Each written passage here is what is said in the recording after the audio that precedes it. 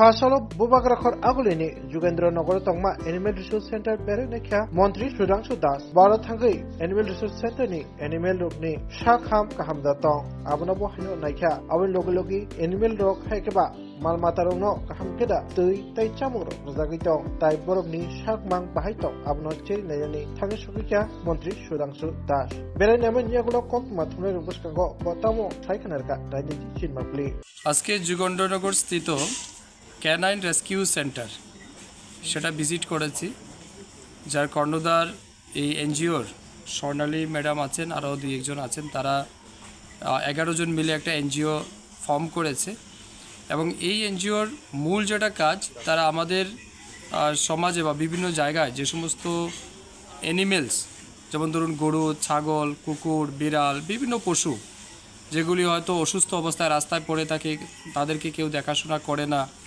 তারা কোনো রকমের সহযোগিতা পায় না, যে সমস্ত পশু পাখি বা অ্যানিমেলস, তাদেরকে তারা সেই সমস্ত জায়গা থেকে রেস্কিউ করে তাদের রেস্কিউ সেন্টারে, ক্যানাইন রেস্কিউ সেন্টারে তারা নিয়ে আসেন এবং সেখানে সমস্ত রকমের মেডিকেল ফ্যাসিলিটি তারা প্রোভাইড করেন। তাদের ট্রিটমেন্টের দায়িত্ব ক্যানাইন অর্গানাইজেশন নেয় এবং আমি আজকে এটা দেখার জন্য এসেছি। সত্যি আমার খুব ভালো লেগেছে এবং আমি কৃতজ্ঞ এবং ধন্যবাদ আমি জ্ঞাপন করতে চাই ক্যানাইনের সমস্ত কর্মকর্তাদের, যে তারা এইভাবে, আমি দেখেছি অনেকগুলি কুকুর, গরু যেগুলি হয়তো কোনোটা গাড়ি নিচে চাপা পড়েছিল, কারোর পা কেটেছে, কারোর হাত কেটেছে, কোনো কুকুরের উপর পুরো গাড়ি চলে গেছিলো, হয়তো সে পুরো বডি প্যারালাইজড, কোনো গরুকে ধাক্কা দিয়ে কেউ মেরেছে, কেউ অস্ত্র দিয়ে মেরেছে, এদেরকে তারা মানে রেস্কিউ করে সেই সমস্ত জায়গা থেকে তারা এখানে তুলে এনে একটা মানুষের প্রতি মানুষ যেভাবে চিকিৎসা পরিষেবা দেয়, অর্থাৎ একটা বাড়ির মানুষ যেভাবে, তার বাড়ির মানুষ যদি অসুস্থ যেভাবে পরিষেবা বা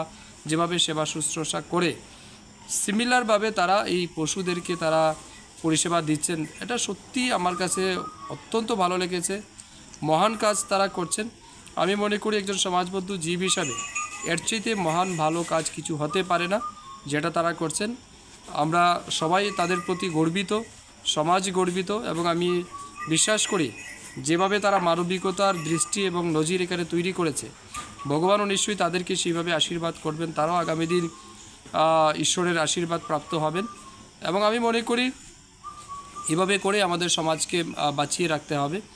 আমি আমার দপ্তরের পক্ষ থেকে যে রকমের সহযোগিতা সম্ভব, আমি সব রকমের সহযোগিতা তাদেরকে প্রোভাইড করার আশ্বাস দিয়েছি। ইতিমধ্যে আমরা আমাদের ডিপার্টমেন্ট থেকে কিছু ফান্ড তাদেরকে দিয়েছি ফর কনস্ট্রাকশন পারপাস। আমরা দেখেছি এখানে তারা 1-2টা শেড নির্মাণ করেছে তাদের থাকার জন্য, ভবিষ্যতেও আমরা দেব। মেডিসিন পারপাসতেও তারা কথা বলেছে, আমরা বলেছি তাদেরকে আমরা সহযোগিতা করব।